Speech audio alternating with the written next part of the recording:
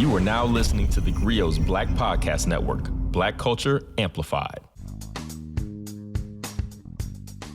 Hello, this is Maiysha Kai, lifestyle editor here at theGrio, and I am back with another episode of Writing Black, where we feature Black thinkers, Black writers, Black leaders, and we have an amazing one with us here today, which is Ben Jealous. You may know him as the youngest ever president and CEO of the NAACP. He is also a prominent and acclaimed journalist, a best-selling author, and now the new executive director of the Sierra Club, among many other accomplishments. Hello, Ben Jealous. Thank you for joining us today. Thank you, Maiysha. It's great to be with you. I'm so tickled. And we're here to discuss your latest book, which I love this title so much. It's called Never Forget, Our People Were Always Free. This came out in January. This is a gorgeous book, the subtitle being A Parable of American Healing.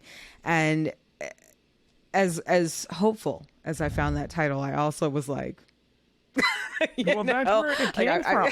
You know, that's where. Yeah, talk to me about that. Yeah, Talk to me about that. I know the title actually came from your grandmother, which is amazing. You know, you quote her in this book, this really incredible woman who was an activist in her own right and a change maker in her own right. But I love this title, and I want to talk about what you see as this vision for American healing that we so desperately need. So, the title was like this onion I kept peeling back. My grandmother would just kind of throw it out there. Like, for example, when my sister and I were too curious about why our family were so light-skinned. Like, I'm darker than my grandma. She was darker than her mom. And, we was talking about like rape on the plantation, stuff like that. Yeah. And my grandmother, like yelling over like a soup pot, would just say, "Never forget our people were always free." And I was little, it made my brain hurt. And when I was a teenager, I got, a little more confrontational. I was like, "Grandma, what are you talking about? 3 of your 4 grandparents were born into slavery, and the 4th one, your own sister said, is probably a rapist. So, like, who was free, Grandma? The rapist." She did not like that. And what I realized eventually was that he was repeating something that her mom would say, her grandma who was born into slavery would say, her great-grandma would say, and ostensibly repeating it because of how it made her feel, that it gave her a sense of pride, kind of grounded her, in our universal humanity. Well, I peeled back and I realized she was cousins to Thomas Jefferson. So my first theory was like, well, maybe this is just a colloquial way of saying, all men are born with certain inalienable rights. Among these are life, liberty, and the pursuit of happiness. That was said in the context of a monarchy and feudalism, right? It was a radical idea, and it did not comport with the reality of most men who were even reading that in the Americas at the time. But I sat down with some historians, including Henry Louis Gates Jr., and it was clear there was more layers of the onion to peel back. And so when we peeled and we peeled and we peeled, what we figured out was my grandmother's female Kunta Kinte, if you will, in her maternal line, the first woman to show up in America on the maternal line, was a pirate woman from Madagascar. And that just blew my mind. She came from Madagascar on one of the 17 slave ships that arrived in America from that island, roughly half of which would arrive in New York and half in Virginia. All of them but one were piloted by a known European pirate. It's a long story, it's in the book, but the bottom line is that only 17 slave ships ever came to the U.S. from Madagascar. It was an irregular slave trade that was maintained by pirates. 16 out of 17 of those ships was piloted by a known European pirate. The European pirates have been at war at that point for decades, if not more than a century, with the pirates in Madagascar, who were Creole people descended from the Polynesian founders and the East Africans that they traded with. And that was their stock. She was of what they called the Waka Natola, the people of the ancient canoe in Madagascar.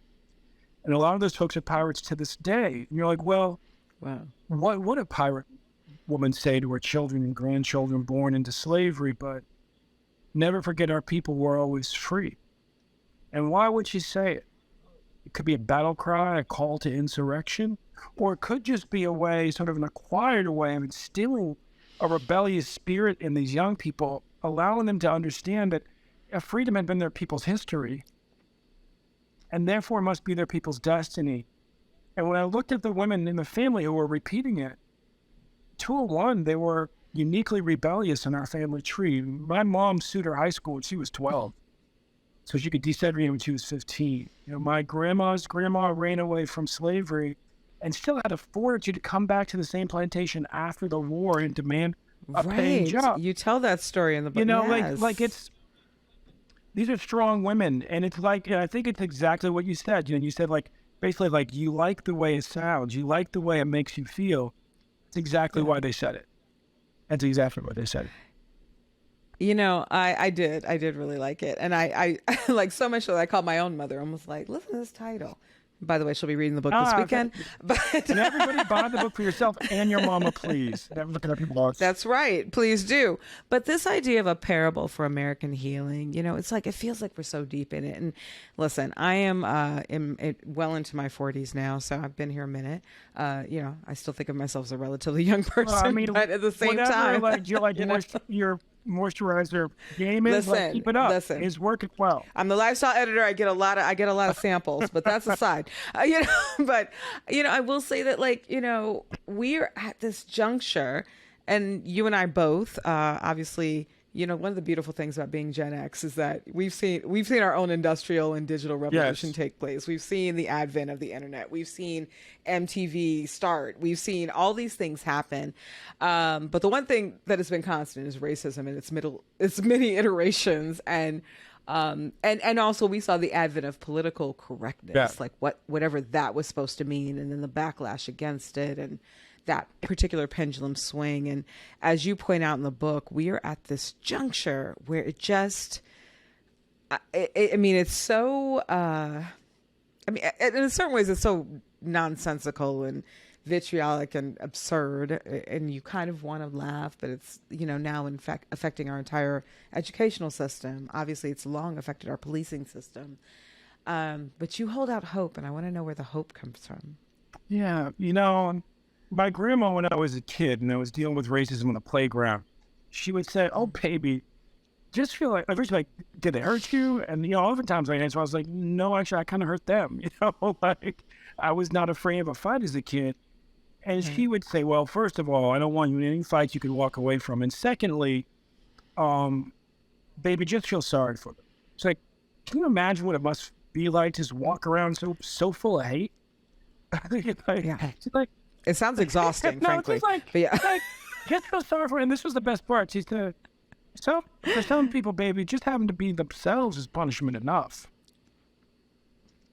And that flipped the whole script. I walked in the door feeling like a victim, and I walked out the door feeling sorry for the person who had attempted to victimize me. And there was a lot of wisdom in that. She was a social worker. She had been to one of the best social work schools in the country, where I now teach, the University of Pennsylvania. And she understood, without getting into the heavy psychology with her, juvenile grandson, that nobody comes into the world as a victimizer. They come into the world and they're victimized themselves in some way. And then that twists them into being somebody who victimizes others. And so that's what she, I think, was setting me up to learn. Now, on her optimism used to drive me crazy, because when you go to these elite universities where you're literally there to become like an expert in something, you very quickly become jaded. It's part of being an expert is being jaded. The easiest way to be right, the cheapest way to be right, is to be a pessimist. And my grandmother would explain that by describing life as a boxing match. And she would say, it's true, pessimists are right more often. It's also true that optimists win more often. And you have to decide, baby, which one of this life is going to be more important to you. Being right more often or winning more often. And then she just laughs out. I'll take winning. But her point about the boxing match is this. She said, look, imagine you're fighting George Foreman and the rumble and the jungle.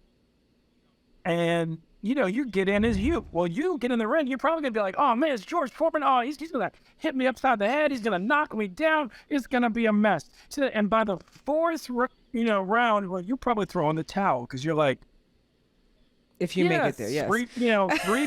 3 points is a trend. It happened first round, second round, third. Why am I getting in the fourth?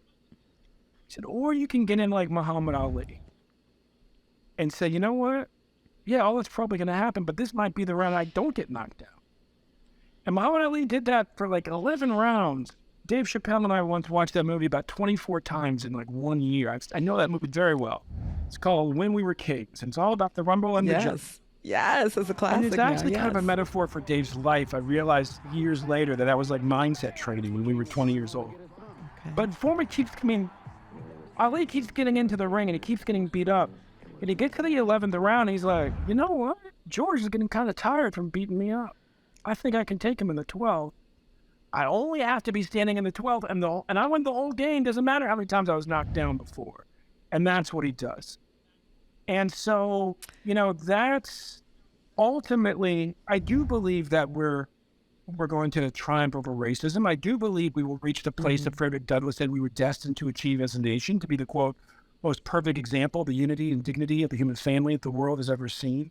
I also believe that it's going to be a pretty rough mid-century. The mid-centuries, you know, call it from like, you know, the mid-20s to like the mid-70s, that kind of middle 50 years are always tough in America. It was true that way in the 1900s, the 1800s, 1700s. It's looking like it's going to be that way. But you know what? We always pull it out at the end, like Muhammad Ali in the 12. You know, we always pull it out in this country at the end of the century. Things you can look back and say, wow, you know, 1990 was a whole lot better than 1910. You know, 1890 was better than 1810. And I think it might not be us, it might be our kids, but before the end of this century, they'll be saying the same. Well, I mean, you know, I'm hoping we leave an environment for our kids to see that in. But I do want to talk to you more about that and some of the other big names. You just mentioned one big name, and I want to mention a few more when we come back with more Writing Black and Ben Jealous. All right, we are back with Ben Jealous and more Writing Black. We are talking about Ben's new book, Never Forget Our People Were Always Free, A Parable of American Healing. We were just talking about the fact that, like, you know, I also hold out a lot of hope. I am a firm believer. I don't know if I'm not a particularly religious person, but I'm definitely a spiritual one. And I definitely think, like, on some sort of broader karmic level, we're going to get what's ours, right? You know, it's going to work out. But I do think that this has been a hard road. It's been hard for every generation of Black Americans to go through. You know, my parents, your parents, grandparents, et cetera, et cetera, et cetera. And now I think we're here, and a lot of us are living through this in a very, I would say, middle to upper middle class fashion that our parents weren't necessarily. My parents were not afforded that. You know, like we all have these we talk about first gen conversations in America a lot. And I think, like, with Black people and Black Americans in particular, sometimes, whether it's being the first generation to go to college, which I'm not in my family, but I am the first generation to not have experienced poverty, you know, in a real way. And of course, what we know statistically is that that's a fight too, to make sure you stay out of that. Because just because your parents achieve it as a Black American, you're not necessarily guaranteed to achieve it. And, you know, you come from this legacy of really incredible leaders, people who really believed in, who were really, not just believed in, but very judicious and strategic about, you know, amassing security, not just wealth, like security, you know, which I don't think that all of us have an education on here. And as we know, that often translates to some political power, not always, but some. And you've done such tremendous things with the legacy that you've been handed. Tell me a little bit about, like, what you hope, inspirationally, that people will take from this book, because I do think that, sometimes for the generation, like even my generation, which I believe is also your generation, and the ones who see me, right. And I'm turning 48 this year, so you go, like, even the generation right behind us, it's like, I wonder. I get concerned sometimes about our complacency. I get concerned about our apathy about voting. I get concerned about, the fact that we seem a little disconnected from the things that made it possible for us to be this comfortable. Do you share those concerns? Yeah, and I talked about it in the book. My mom grew up in the public housing projects in West Baltimore first half of her childhood, and my grandparents taught me real lessons in resilience. They never stopped learning, and they kept going to school into their 40s, just to be able to kind of move up, move out, move up on kind of the, sort of like the Jefferson's, old song, right? Yeah. And my grandfather typically had like 2 or 3 jobs, But the most important thing that my grandmother did for me was get me to understand that I had to fight, that I had to know what I was fighting for, that I had to know what other people had fought for and won, and therefore we had inherited, so that I could safeguard that as far as like rights, like the right to vote, things like that. But I also had to know what my goal was, how I was going to move the ball forward for my children, for my, grandchildren, if you will, yet unborn. And I think, Gen X was an experiment for Black people, because the narrative when we came into the world was all the big dragon-tappet slaves that, they had killed Jim Crow, just like they killed Jim Crow's daddy, slavery. And, and so now everything was fine, rainbows and fairy tales, content of your character, not the color of your skin, all of that. And then we came of age, as I discussed my book, I had this reckoning. I was at a friend's 21st birthday party. I wasn't 21, but we were all drinking. And that was college. And around a toast go up to the fact that one more of us has survived to 21. And it was like everything that my grandmother built up in me to be able to power through, just like she did with my grandmother, with my mother when they were getting themselves out of the housing projects, kind of came crashing down, because I was like, you told me all we had to do was keep our nose clean, study hard, and walk a straight line. And it was like people were dropping all around me in college. Kids would go to parties, end up getting 5 years for crack possession, because like one person at crack rock, 50 people in the room, yet everybody's facing charges. Right. Yeah, because back then, literally two rocks of crack rather were enough to literally bring charges against an entire party as being a conspiracy to distribute crack. Like, how are 50 people ever going to smoke 2 rocks of crack? But yet they were willing to sentence, to at least threaten them with the equivalent of 250 years in prison across that entire group. And so as I was watching classmates head off to prison, as I was counting friends that had been shot and killed or sent to prison, I had to reckon with the fact that like everything wasn't okay. That we were the most murdered in the country. We were the most incarcerated on the planet. And I just thank God that my grandmother helped me understand sooner rather than later that my generation was going to have to fight too. Yeah, and I love that. And as a member of your generation, I definitely love that. We're going to talk about that more. And also, I do want to talk more about the phenomenon that is Gen X, the small phenomenon, and also that most incarcerated statistic, which is really striking.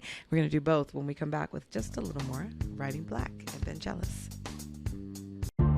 The GRIO Black Podcast Network is here, and it's everything you've been waiting for. News, talk, entertainment, sports, and today's issues, all from the Black perspective.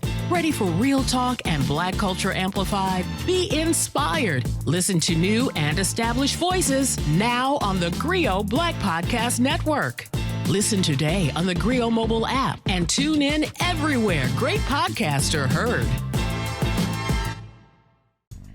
All right, we're back with more Writing Black and Vangelis, who you will know from several aspects, including being the leader of the NAACP for several years. You were actually appointed executive director and CEO of the NAACP the same year that Obama was elected, which, before, a couple of months before, right? And what I personally recall, and I unfortunately recall it on a visceral level, what a special time that felt like it was in America. Like, it just felt like, just like this book, it felt like there was this, I'll say this, Obama, I'm sure would say this himself. I'm a Chicago girl. I live in Chicago. I grew up here. He ran on a platform of hope. We, I think, are still struggling to reach that. Your book is a book about hope and about healing. And you talk a lot, obviously, about family in this book, and not just in the linear ways. I mean, obviously, we were just talking about your grandmother.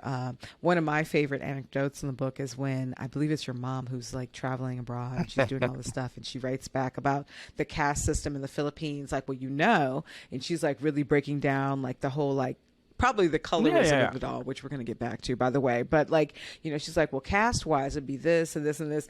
And your great grandmother writes back like, honey, you 100% Negro. Don't forget it. Like, and I just thought that was like, I was like, this is it. Like, this is the quote. This is the tweet, as they say. Like, this is the one. But, I think culturally, it's so, we lose steam, right? We lose hope. We lose that momentum. And yet you point out here in this book, and we hear it, but I don't know that we absorb it, that everything old is new again. Like nothing is actually new. None of the, progressive policies we have are new. None of the racism we face is new. None of the absurdity we're seeing is new. How do you translate that to hope? I don't, I don't want to spoil the book for people, but I'd love to hear it in your own words. A couple of things. So one thing is I encourage people to always have the faith of their foremothers, of their forefathers. I have a Black woman who, in her life, she has become much wealthier. She's 70 years old. She and her son, she's focused on multi-generational wealth right now. They have a little like a small real estate empire. And she's like, but I'm so worried about my grandson and the world that we're leading to. My grandson was just born, this and that, and, Trayvon Martin and the planet. And I says to the most important thing is to live with the same faith that your grandmother raised you with. Because if this was 100 years ago, your grandmother would have been, probably a young lady. We would be like 2 years, now it'd be a year from Black Wall Street being burned in Tulsa. It'd be a couple of years after the Red Summer, when all the Black vets from World War II World War I were lynched. Rosewood would have happened like last week. Whenever like our Black folks come into the world, like look around, it's like there's something to be scared of for sure. And then you got to ground yourself and say, but my people survived worse, and they kept moving forward. Like, and so it is also for this country. I mean, this country seems to always be fearing, the Cuban Missile Crisis, or it's the Civil War, or it's Hitler, or but there's always threats, and we push through, right? We push through. Cultivating that resilience, finding that place for you is critical. The other thing I'd say, though, is that one of the things I do in this book to talk about the pirate woman from Madagascar is I dig into my DNA. I dig into the family tree. Yeah. I try to figure out where we come from, but also who we're connected to. And it helped me to understand, in part, just how completely unnatural the segregated world my parents grew up in was. Because if you go back like 100 years before that, well, my grandmother's grandfather's being raised in a house where he knows that the owner is his uncle. The slave owner is his uncle. And it appears because that, he would walk out of slavery at 17 at the end of the Battle of Appomattox. Literally. Yes. And he's walking out of his uncle's house, and he knows his uncle is an outspoken cousin to Robert E. Lee. And not 18 years later, by the time he's 35, he is a bona fide leader amongst black Republicans in the state. He leads them into a coalition that was transformative, that saved the free public schools. I won't give all that away because it's a wild coalition. You have to ask yourself, where did he get this hubris from? What made him think that he was qualified to lead that state? Well, part of the equation had to be the blood in his veins. There's all these other guys I'm related to have been running this state for a long time. They haven't done such a great job. Maybe I actually could do better. So he brought us the journey to basically reckon with the fact our country at origin, in the earliest colonies, was a very abusive and dysfunctional family, but it was still a family, and people understood that. That I had sat there with the will of that owner in my hand, and he was protecting my grandmother's great-grandfather, her grandfather's dad. Only enslaved person mentioned, wasn't freeing him, which would have been the right thing. But he also clearly cared about this person and was trying to limit the hell he might be cast into as the owner's dying. Skip Gates helped, I said to Skip, what is going on here? He said, well, Ben, based on the DNA and other historical documents and this will, what I would say is this: the owner is dying, and he knows that his manservant, the slave that he's talking about, Frederick Bland, my grandmother's great-grandfather, is his older brother by 6 years. And they would have been raised in the nursery of that plantation together. And they would have been basically bonded to each other, essentially from that man's birth. The older brother would have been assigned to take care of him, as he continued to do. And he's trying to protect his brother, even though he doesn't have the courage to free him. Call him that, yeah. Yeah, I mean, and we hear this story over and over again. I want to talk about family a little more when we come right back, because your book actually opens with a really interesting anecdote. So I want to get to that, and I will come right back with Ben Jealous and a little more Writing Black. The Griot Black Podcast Network is here, and it's everything you've been waiting for. News, talk, entertainment, sports, and today's issues, all from the Black perspective. Ready for real talk and Black culture amplified? Be inspired. Listen to new and established voices now on the Griot Black Podcast Network. Listen today on the Griot mobile app and tune in everywhere great podcasts are heard. All right, we are back with more Writing Black and Ben Jealous, and his book, which came out in January 2023, Never Forget, Our People Were Always Free, A Parable of American Healing. Then you open this book with this anecdote. You're at a dinner that or an event that you had been avoiding attending, and you were like, it was just so convenient. I was, happened to be in this city at this time. It was basically free. I'm going to go.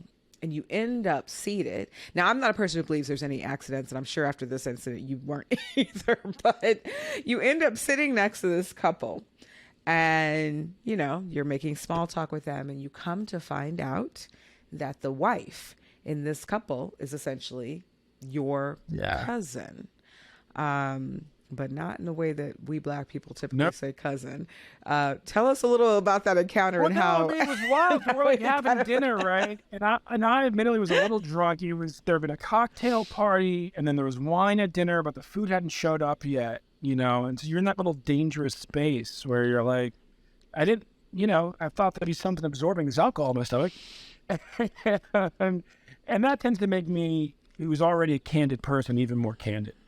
And so this guy and I are talking. I'm like, where are y'all from? And it's clear that his wife's family and my family are from the same little place in Virginia, and we have the same family name. And names mean something in the South. And when you're light-skinned, there's really no denying what it likely means. And when your family's been light-skinned for since slave days, and so. I just kind of look at him and say, sir, I don't know how to say this, but I'm pretty sure your wife's family used to own my mama's family. And he was from Minnesota, so the first thing he does is he switches chairs. The baby, like, you need to talk to this guy. Like, I don't know, I don't know what to do. And then she's all up in my face, this 80-year-old, and at the time I was in my 30s, early 30s, and she's like half century older than me, and she just stared at me. And he goes, "Come here, baby, give me a kiss. I always knew I had black family." And I was just like, well, it beats you slapping me, which is what I was like a little... Right, stuff just got weird, right, exactly. And then she starts talking about Mammy like Mammy's mommy. Like, I always thought, like, if I ever heard a little, patrician white person from the South talk about their mammy, they would say, like, I Mammy, like my nanny, like a rich kid. Although, see, to me, it just brought like straight, like Gone with the Wind vibes. Straight like, up. I was like, no, that's that you call her Mammy. Yeah, that's right, that's her no. name. And so Mammy had raised her since she was 12, and she said, I said, well, what makes you think that Mammy, just go with the flow, that Mammy was family? And she said, well, because when my mama and her sisters got to squabbling on the party line, Mammy could get on the phone and squash that argument in 15 seconds. She said, in the Bland family, only blood can do that. And she went on to explain that she had been raised in San Francisco by this very antebellum family. Her mom was, was so old she didn't expect that she could have a baby, and she did. Her brothers were almost adults by the time she was born. They got into a sword fight because one of Abraham Lincoln's biography in the house, and they would not stop till they drew blood. I mean, it was just a hardcore antebellum family she was raised in, and yet she had this hole in her heart since she was 12, when her mom, without warning, sent Mammy back because it was time to turn her into a young lady, and that was Mom's job, to train her to be a white lady. And she'd been looking for her black family since she was 12.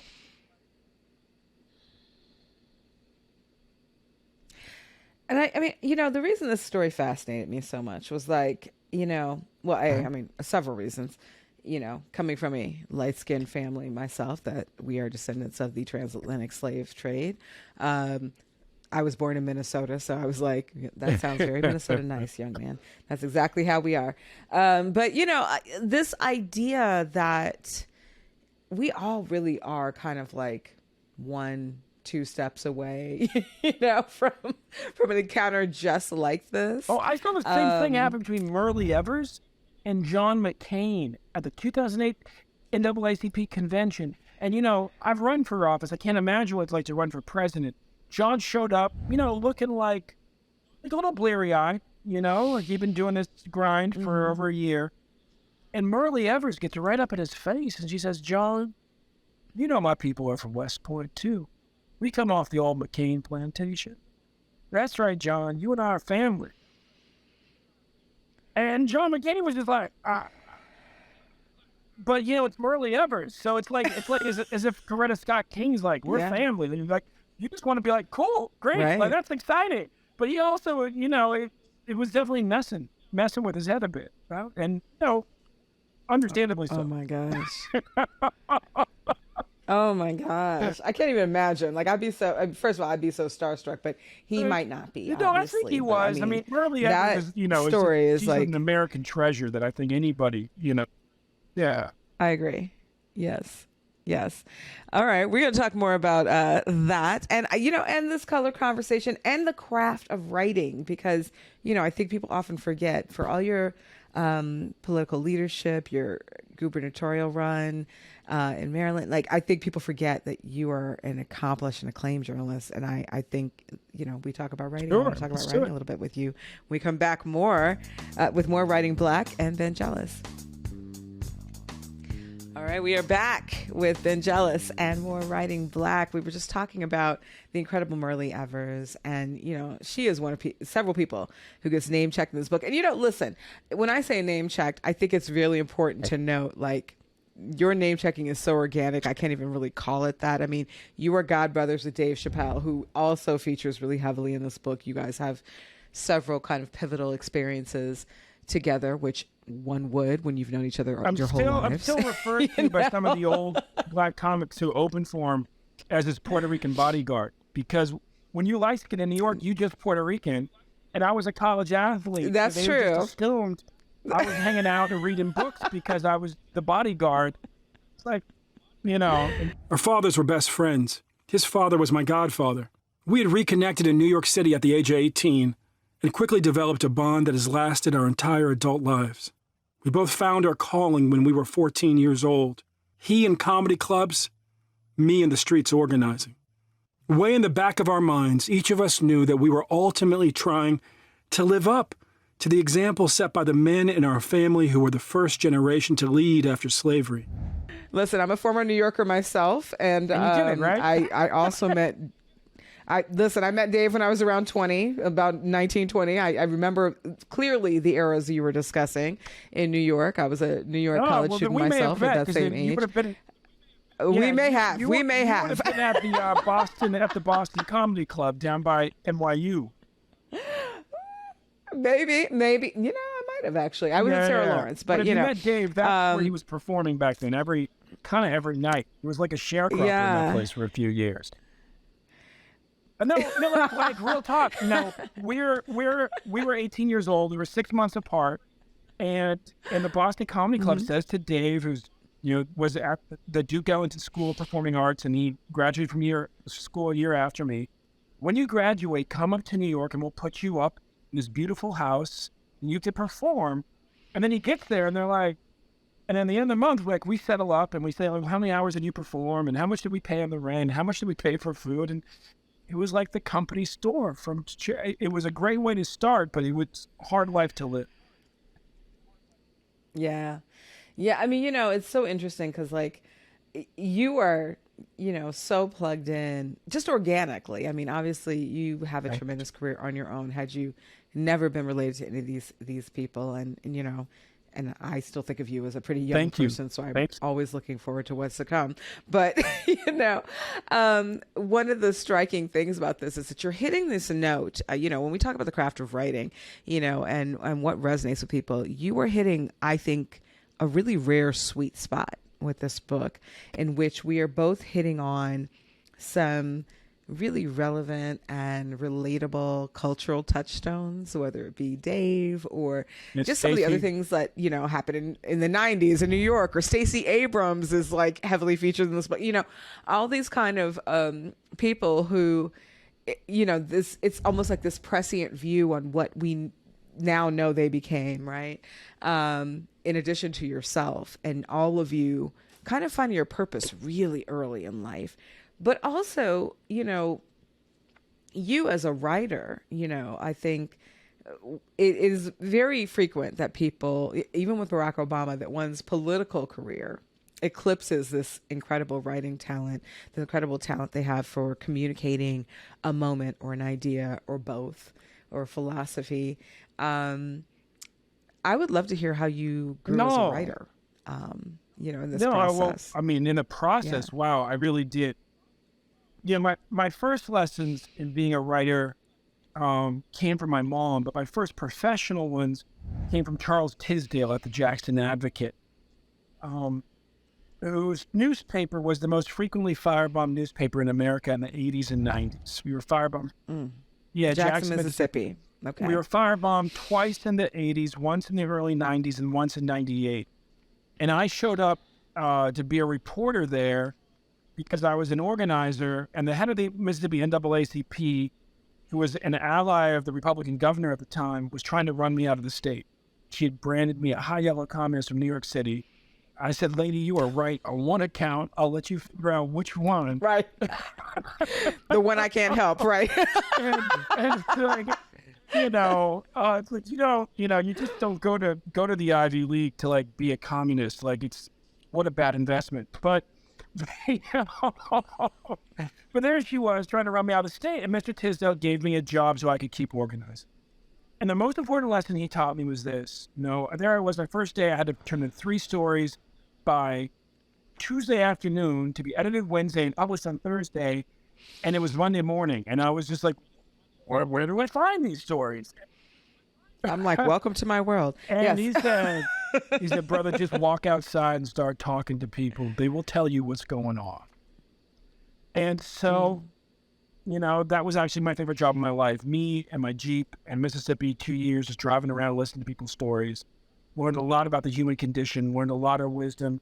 You know, the thing that sticks with me kind of triumphantly is, well, like my trophy of like wisdom from that time.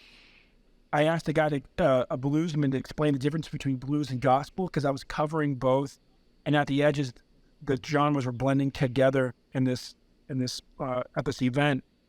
And he said, "Oh, brother, it's simple. It's just a matter of tense. Gospel is about the trouble to come. Blues is about the trouble that already done happened." Yeah, I once stumped Harry Lennox, the actor who spent 12 years teaching music before he, did like the 5 heartbeats. I said, "Brother, explain to me the difference between blues and gospel." 20 minutes later, all this conversation about syncopation, I just hit him with what Cadillac Sims said to me, and he was like, "Yeah, or you could say that." But, in this book, writing this book, like I had this crisis. This was a project for 4 years. I took it on in the depression of having lost a race for governor and kind of not really knowing,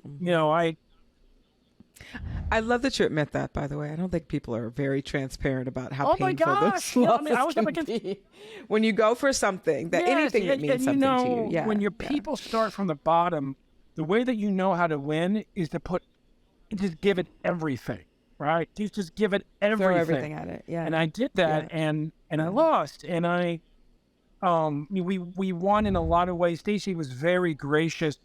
Here we were, 2 people had been very close friends since we were 19 years old. She always knew she was going to run for governor. I never did. Like, I'm kind of like the Forrest Gump of the group. And yet here I was running for governor, and she was so poised in her speech, and I was just pissed. She was known throughout the state as a rising star in Georgia politics. To my daughter, she was simply Aunt Stacy.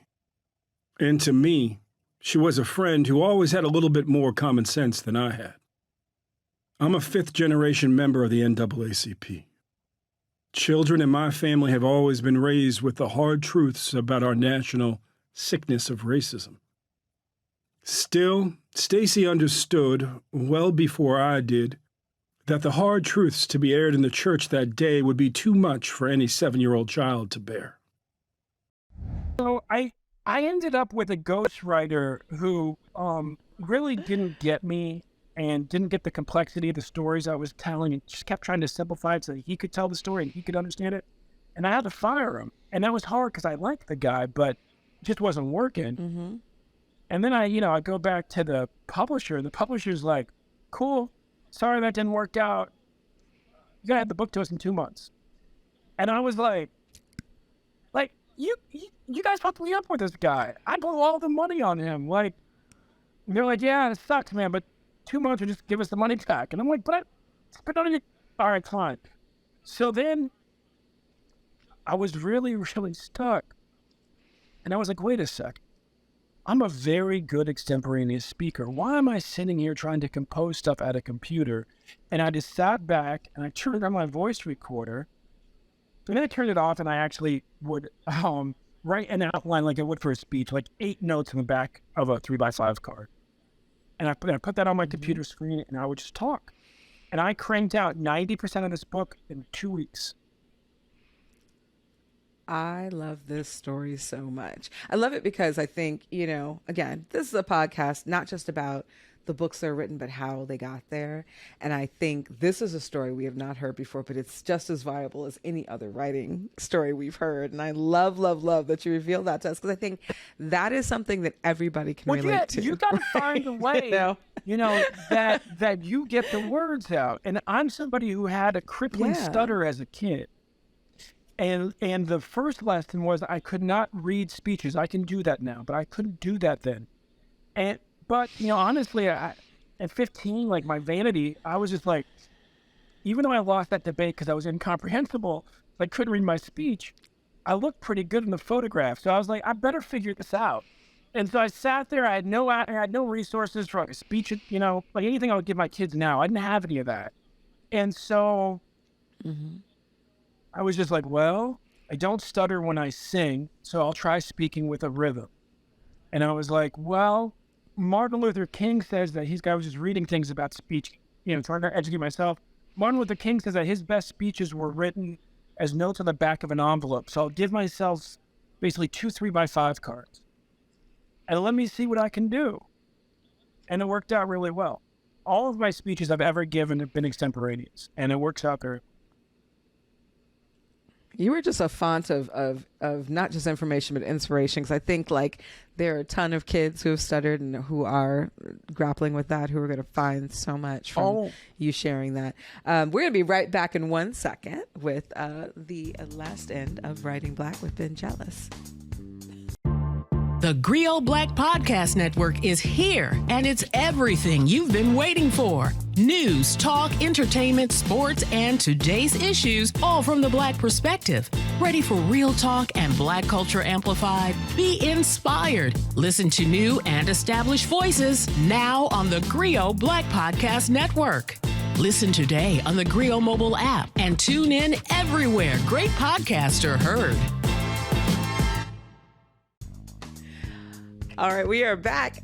Ben Jealous, you are just, first of all, you're a delightful guest. I'm just enjoying you so much. But also, I think you're so inspiring. I think your story, and listen, as a light-skinned woman growing up in America, and all the unsaid, unspoken, but known stuff that comes with that, right? My the weight I was like, medium brown. Like, Dave and I talk about this all the time. Me too. Like, when you're at either end of the spectrum, so many trips get thrown on you. I just want to know what it's like to be just like middle-y black, just like you know, like. That's right, just middle of the road, right? Exactly that, you know. And listen, I'm not gonna say there's nobody in America like anti-blackness or in the world. Yeah. Anti-blackness persists everywhere. And as we know, you know, one drop rules are one drop rules. But, you know, it's so interesting. I've never wanted to be anything but black. It's one of my favorite things to be, both biologically and socially. Let me tell you something about that. So I was featured in a book called Facing Forward when I was like 20. It was portraits. This was like the era of like black coffee table books. Yes. Yes. I have several. And that was the first interview of the book. And so, like, I would get kind of the lion's share of the media calls. So one day, ABC News calls, and they say, we're going to interview 4 men from the book and put you on the nightly news. We're sending the producer out. We'll meet you at the church in Harlem where I was working. I was like, great. And the producer comes and she says, why is it the hardest thing in America to be a young black man? And I said, now, admittedly, I've been hanging out at Columbia with Kimberly Crenshaw. This is early 90s. So she didn't know what she was walking into. I was like, well, looking at the lives of my mother and my sister, I'm not sure that's the case. As far as I can tell, racism and sexism compound each other, and I certainly have had some privilege for being a young man. She was like, and then I said, but just sticking with it for a second, I said, you know, now that I think about it, I know a lot of white kids on campus who want to be black, but I haven't actually met a black person who truly wants to be white. Have you interrogated whiteness? But they put 3 brothers on the air. They would just cut it. I love it. I love it. Now, I love that so much because I think, like, you know, we do go through this thing. Those of us who, I mean, listen, you know, you speak very candidly in this book about your own heritage. You know, you talked about, you know, you being darker than your grandparents. You're the product of an interracial union, you know, and I do think that the colorism aspect, you know, that we can never escape in America, this like simultaneous anti-blackness that is pervasive in every aspect of our life, but also this idea of this proximity to whiteness being something that's desirable and, you know, it's loaded. I've yet to find a very artful way to speak about what is my very human experience, what is the human experience of so many people that I know, and how we continue to navigate race and hope, I think, in those terms, you know, especially because, you know, as Isabel Wilkerson pointed out, we have our own caste system here in America that's very weird and gross. But let me just dive into something there. And shameful. Let me just dive into something there, which is, you know, as we get older, it's less interesting to perform. It's, you know, it's more urgent just to be yourself. Like, God made you all the ways that God made you, and God forbid you spend your whole life performing as if you're just 10% or 20% or one set of factors of who you are. And so, you when I was young, so much of being a Gen X Black male was like fitting into a certain narrative. And I knew I didn't fit into that narrative. The narrative of, I didn't have a dad. I have a dad. He was white. He was a great dad, and my Black grandfather was my other dad, and he was a great dad. So I just wasn't, I had invitations to write kind of memoir type books in my 20s, my 30s. I would never write them because I wasn't ready to just be public about my commitment to just being myself. And that was the fun part of this book, was to say, what if we just accept that we're connected to all the people that we're actually connected to? Like, that I share blood with Robert E. Lee and with Thomas Jefferson. And with Dick Cheney, apparently.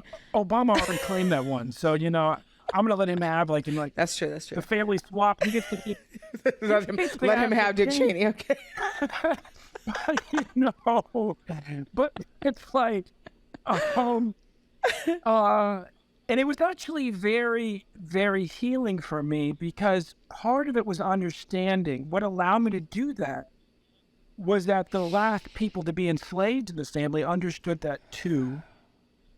And it wasn't all negative. It's not to say it was positive. It was not to say that slavery wasn't horrible, but it is to say that I found an artifact of my grandmother's great-grandfather's brother, who was a slave owner, trying to protect him and allow him to live the rest of his life with some dignity. And I can't completely ignore that. You know what I'm saying? Like, I have to recognize that that happened, and that his son would have known that he was related to Robert E. Lee, and in his son's own estimation of his own political possibilities, that may have weighed in a positive way, just to say, you know what? Other people who share my blood have run this state. Why can't I? Now, and that's, again, segregation was so artificial. Even as compared to the scandalous, troubling intimacies of slavery, that absolute separation was that we emerged from was completely artificial.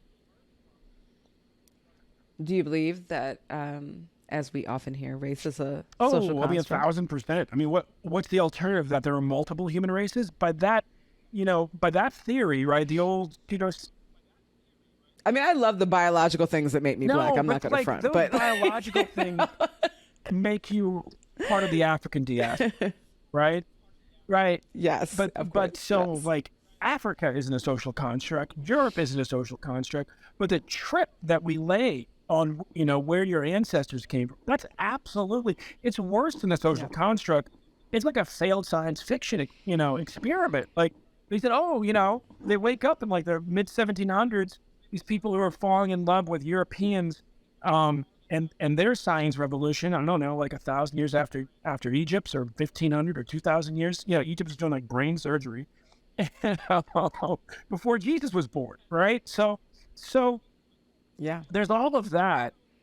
And they're like, there's like multiple human races, and these black people, they're subhuman. And then they call people like me mulattoes because we're supposed to descend from like two different species. And it's like, well, mules don't have kids, but I got two. So like, what else you guys got as a theory? That part. Right. Exactly that part. By the way, I wasn't disagreeing with you, but it's my job to ask those hard questions. So let me ask you this. And I don't know if that was a hard question. I'm just having fun. I'm sorry if I cut you off. Let me ask you this question. I'm so glad you're having fun. No, it makes me have fun that you're having fun.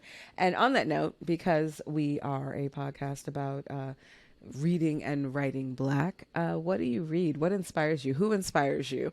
And it doesn't have to be books. It could be, thinkers and writers. Like who inspires you in that realm of words? Knowing words are so important. I read short things because I'm a single dad. So the amount of time I have to read for myself, I want to get to them from the beginning to the end in the time that I have. So I read it, and I revisit Rumi all the time. My dad Good. developed sort of a Sufi meditation practice when he was teaching in Eastern Turkey. And that was part of my upbringing. Dad was a Unitarian and a Sufi. Mom was an Episcopalian and a Buddhist. The other thing that I go back to a lot is the Christian mystic Khalil Gibran. Reading Beyond the Prophet and some of his other works is one that I refer to all of my students, frankly, especially the young women who struggle with ambition and just being out there with their ambition, which Stacey never struggled with since I've known her, 19. And there's one called The Ambitious Violet. I read a lot of Frederick Douglass. There was a point in my life when I realized I'd read kind of everything I could find by King. And I asked myself, who was King for King? Who was that person from the previous century who captivated everybody's imagination about the possibilities of America and of our people with their oratory? Well, that's Frederick Douglass. And Douglass blows my mind. When I was doing all the work on marriage equality at the NAACP and trying to keep the NAACP together while it, recognized that, you can't separate the gay community and the Black community because, you've been disowning, every church choir, is direct at the very least, right? Right. That part. Where's that? Right. Church without gay people would just sound a lot worse. But, as we were going through that, I realized that Frederick Douglass, all the things that we, remember him as, civil rights leader, father of Black Republicans, businessman, statesman, diplomat, was also the consummate ally of the 19th century. His greatest speech after the Civil War is called Our Composite Nation. It is his tirade against the Chinese Exclusion Act. His greatest feat in many ways, that was the 14th Amendment, was the 15th Amendment, because in response to the 14th Amendment, they introduced the Chinese Exclusion Act because of the native birth provision. And he gives a beautiful speech. But when the 15th Amendment was passed, which probably was his greatest accomplishment, certainly was the apex, abolishing slavery, equal protection, right to vote. That was like the crescendo. You know what he says? He says, this is wonderful. I'm not going to cast a ballot until women have the right to vote too. Drop the mic, walk away. That's it's incredible. And so, but that's the prototype. I mean, that's the necessity. We need everybody to do that, to reach the hand back to the group that's more marginalized than you. Right? As a leader, I'd say the most important things to read are the things that shape your mindset. And spiritual mysticism, both Islamic and Christian, has had a huge influence on me. And the words of King, but really his king, Frederick Douglass, are what continue to inspire me. I love that. And what's next for you? I know you just put out this book, and I know that you have a new role. The Sierra Club, as its executive director. But what's honestly, next? It's the second half of my life is next. For biological reasons and the way that my paternal grandfather died, I was pretty sure I was going to be dead by 50. And then I figured out what had killed him and that it was killing me, and I dealt with it. And my blood pressure without any medication, just with an intervention, dropped from 186 to 127. Oh. Yeah, well, I figured out that my grandfather died from undiagnosed sleep apnea by getting all of his symptoms. And then I realized I had the same. Wow. And when I was president of NAACP, my blood pressure went up 10 points a year. Starting at 127, and 5.5 years later, it was 186. And it showed no sign of abating. And so I dealt with it. My blood pressure's down. My Black grandfather lived to 92. My Black grandmother lived to 105. So I'm just feel like I've started kind of all over. And I'm raising kids, and there's nothing more urgent to me than figuring out how we save this planet.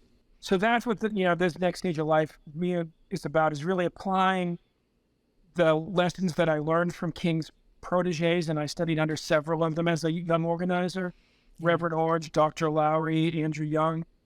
Yeah. And at least two of them said this to me. They said King would always say to them two things. One, you can't say it in 25 words. Come back when you can, because nobody's going to remember what you had to say. And two, if you're comfortable in your coalition, if you are comfortable in your coalition is too small. And so what I'm focused on at the Sierra Club is building the coalition big enough to lead this country to do its part in saving this planet. I love that. And it sounds like, we'll want to chat further with you about conservation.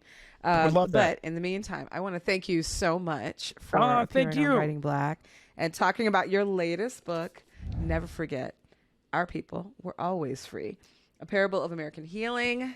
You guys should pick this up. I'm saying that to all of our listeners and viewers. And buy one for your mama. Conversation.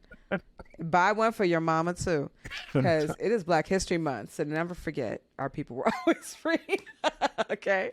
All right. Thank you so much, Vangelis. Thank you. God bless you. Delightful. We really appreciate the time. God bless you too. Hey, it's about that time again for me to talk about my favorites. That is my favorite books that are related to this week's podcast. And this week, talking to Vangelis, brought up so much stuff for me.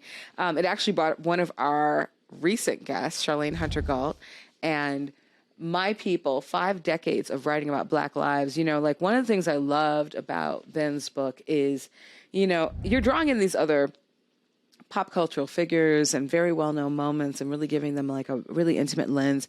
And you're also really giving an intimate lens into the everyday lives of Black people, whether it be on Speaker's Corner in Harlem or, the communities that we built in, the summer communities we built or the vacation resorts that were built by many of our elders during segregation. And I just think that both Ben and Charlene do an incredible job of really taking us there and giving us a real-time glimpse at what that culture was like and what that striving was really like. Similarly, listen, it's on Hulu. We can't promote it enough. It is a Pulitzer Prize winning, article series for a reason.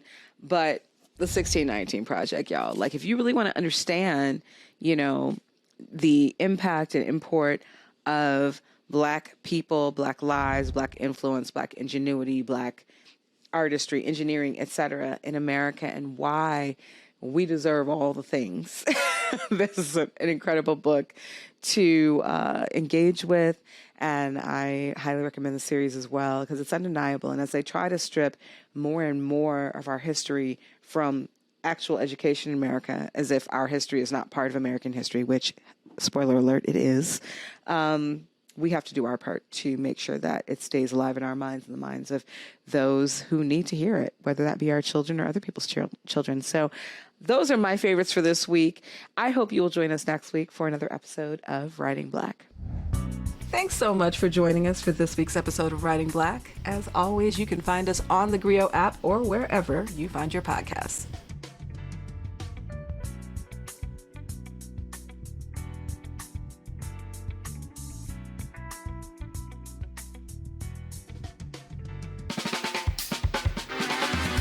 I'm political scientist, author, and professor Dr. Christina Greer, and I'm host of The Blackest Questions on theGrio's Black Podcast Network.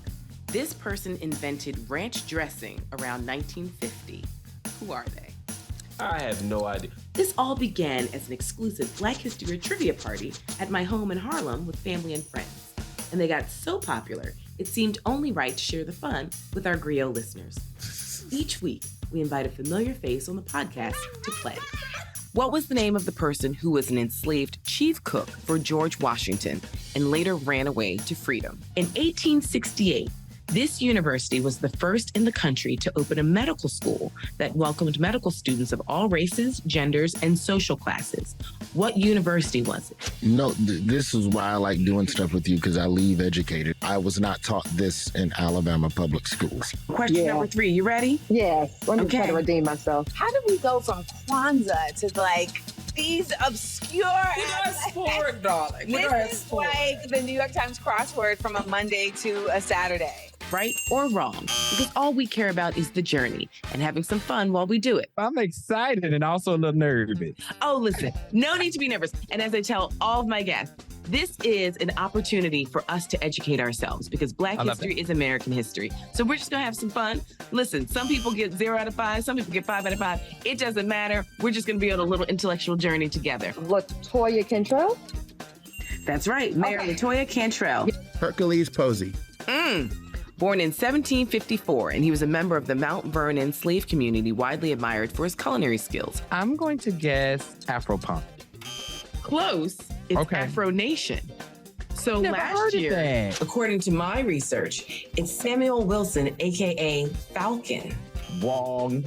Wrong. I am disputing this. I'm very 99.9999 sure that it is Representative John Lewis, who is also from the state of Alabama. That lets you know, Christina, we got some goodness come out of Alabama. There is something in the water in Alabama, and you are absolutely correct. The harder they come.